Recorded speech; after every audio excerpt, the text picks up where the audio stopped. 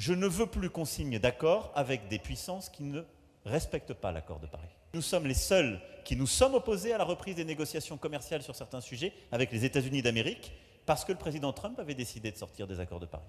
La France aura toujours cette ligne de dire « nous n'aurons pas d'accord commercial avec un pays ou une région qui ne respecte pas l'accord de Paris, c'est-à-dire qui ne l'a pas signé et ratifié. » Deuxième chose, sur le Mercosur, il y a eu une signature. La France avait beaucoup de résistance, on a longtemps résisté, les textes ont été améliorés, aussi parce qu'on a des intérêts agricoles. Il y a eu un moment une signature, parce qu'au début de son mandat, le président Bolsonaro a dit « moi je vais tout respecter, les accords de Paris, vous verrez, n'ayez pas peur ». 2 mois après, il a trahi cette parole, aussi bien en termes de biodiversité qu'en termes de lutte contre les gaz à effet de serre.